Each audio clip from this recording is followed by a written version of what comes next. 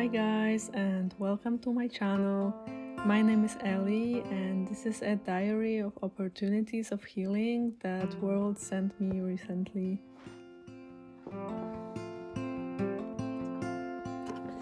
During these last weeks of winter, the lingering frigidity reminds me that the season isn't over yet.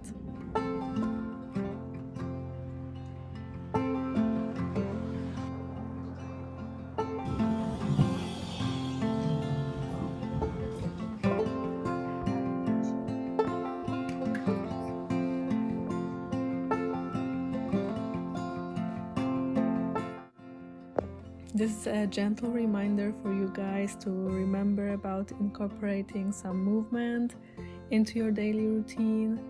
I've been doing yoga for about 3 years regularly, and since a few months working out a couple days a week, and it truly revolutionized how connected I feel to my body.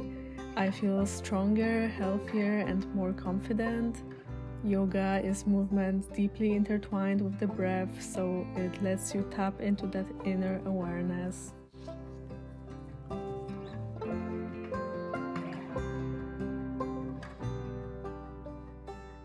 So this is moments before some nerve-wracking events happened.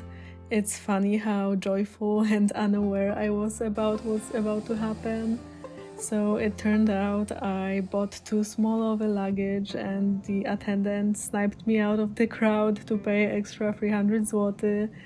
Then one of them on the flight kept being unpleasant to me. So I went through a bit of a roller coaster of emotions during the flight. It was 3 hours and I went from anger and frustration through sadness to acceptance and feeling confident about future. It was a journey, not only physically. Blessed to be hosted by my best friends and family. We share a chase and passion for finding ways to live healthy, sustainable and fulfilling lives. That journey will probably never end, but I'm happy to have people to share it with. Remember guys, we should never feel sorry or embarrassed for being obsessed with what our souls call for.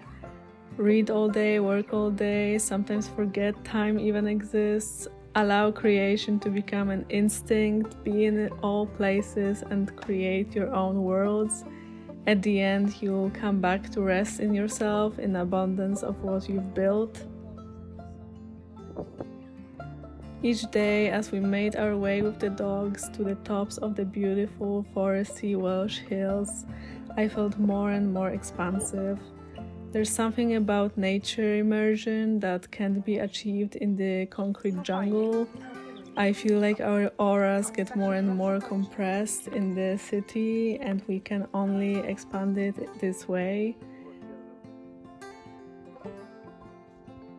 During those trips, indulging in deep conversations and moments of silence let me take my chance at some introspection and calm my nervous system. Nature at the end is like a safe refuge we all feel so home at.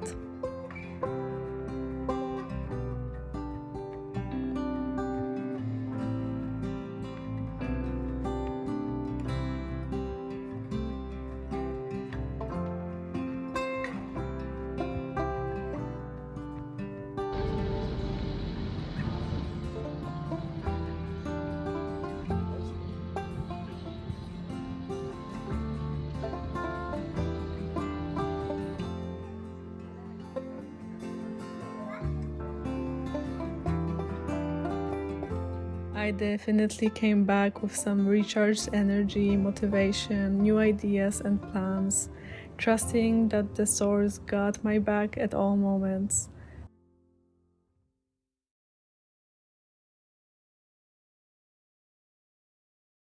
Today I want to talk to you about burnout. It's something that I've been experiencing more recently. And it's not only burnout at work or university. You can experience burnout in other areas, like just generally feeling tired in your life. And it can happen at any stage of your life. You don't have to be very old I am 20 and I experience burnout sometimes, and I've come up with some ways to deal with it, and I want to share that with you guys. So there are times that I have so much on my plate that I just can't help feeling tired and exhausted by it. And usually I find a way to just push through it, but I don't feel as satisfied with my work. And there are some signs that point me to notice that I am experiencing burnout or that it's starting. And for me, the primary one is my irritability. So I tend to start feeling very frustrated, especially with people close to me. And sadly, that impacts both them and me very badly. So if you notice that you are getting more frustrated, that's like the first sign that something is up. And yeah, I try to just catch myself when it's happening. And yeah, frustration is big, a big one for me. Another thing that I experience is more food cravings. So when I get home and I'm so tired, I think we can all relate to this, just feeling that you need to reward yourself and eat something good. And of course we all deserve it, but it's long term, it's not really healthy. So food cravings is also a big one. Some people get more negative during this time, so they will shut down other people's ambitions or ideas. They don't feel motivated to do things anymore. Some people get really depressed during this time. So there's many symptoms that show you that you are burned out. And the ways that in which I try to prevent it or heal it are mostly related to just adjusting my lifestyle. So usually my focus immediately goes to my sleep and my diet, because sleep is so connected to your mental health. I feel like just by improving your sleep schedule, so getting those 7 to 9 hours of sleep daily can go such a long way. So another thing is diet, and as they say, what you eat, you become. So if you eat junk, you will be built up from junk, and it's so important to watch what you're eating and limiting processed foods, especially eating whole foods. There's tons of diets that you can try, and I'm not saying you need to go on some crazy fasting. Sometimes fasting is very beneficial, but just analyze what you're eating and adjust it. I'm sure you guys hear about this all the time, that you need to eat healthy. And something that I'm a huge advocate for, maybe you will notice after time I talk about it a lot, is meditation. Meditation just saved my life in all aspects possible, and I can't stop recommending it. I'm really happy to see more and more people practicing it. And there's a ton of them on YouTube. You can start there. So just taking this time for introspection can be so good for your body and for your soul. Just even noticing your breath. A lot of people breathe only with your chests, which is more associated with panic. And to calm down your nervous system, you need to focus on belly breaths, deep belly breaths. And that fixed tons of my mental problems in the past, and till this day I use this as a coping mechanism. Another thing is exercising. Guys, exercise regularly. When I exercise at least 4 times a week, I feel so energetic. I have so much more energy for any endeavors that I want to pursue. And I used to practice yoga daily for about 2 years when I was struggling mentally, and it just pretty much fixed the problem for me. I had so much stagnant energy in me that just needed to be moved, so I did this for my mental health. I didn't want to get fit or anything like that. I just wanted to get better mentally, and it just worked like a charm. So I will always recommend it. Yoga isn't that high intensity, so you can start very slow and do like 10 minutes a day. And now I switched to also working out in the week, so I combine yoga with workouts and fitness. Another thing that I do is just take this slow time for myself, so doing just calm rituals, making tea out of my favorite tea blends. I have tea blends dedicated for different occasions or ways in which I want to feel, or when I feel a certain way.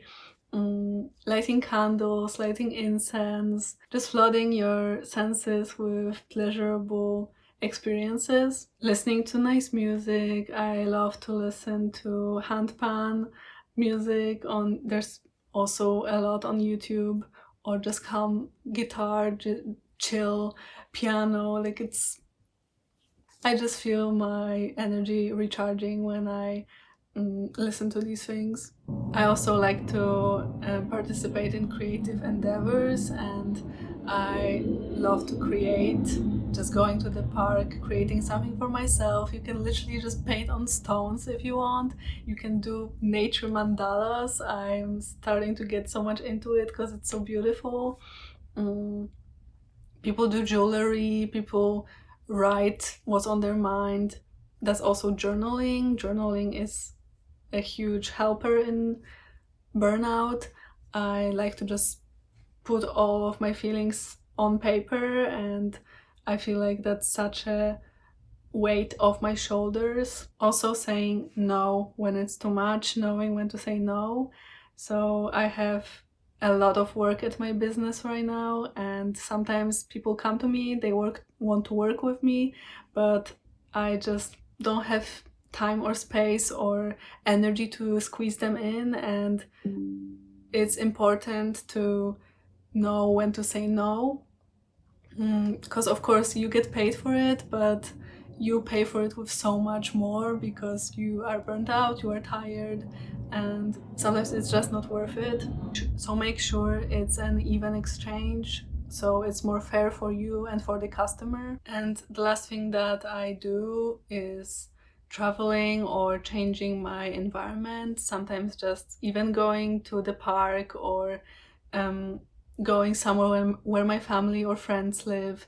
That can be such a huge switch in your brain, because you get to recharge so well. And as you guys saw, I went to Wales and I came back with so much more energy and this fresh start. But it doesn't have to be that huge. You can literally just go to the park, you can meet with friends, anything to switch things up or change the place you're in. And some mindset adjustments that I do is reminding myself of small and big wins in the past. So the small wins are the daily ones. So it can be even that you get out of bed even though you felt so unmotivated, and I don't know, made coffee or ate healthy meal or exercised, small things like that. And big wins is like things in the past that you achieved, like passing high school, let's say, or finding a job, or finishing university. Anything big that you achieved, just remind yourself of that. I also do gratitude meditations. I would love to record some of those for YouTube as well. But they help a lot. There's a lot of them on YouTube, or you can come up with your own. And just being grateful for all that you have is such a helper in burnout. And just affirming to yourself things like that you don't need to be perfect, you don't need to achieve God knows what. You are trying your best, and that's enough. Because burnout is basically our soul disconnecting from our body and our mind, which are like a hardware. Our body is like a hardware, and our soul is like an operating system. And when we are so tired and exhausted and working so hard, we become like horses in a race, and we get faster and faster, and we notice less and less, and then our CPU just overheats and things just flop. So yeah guys, I hope this information helped you, and I'll hear you again.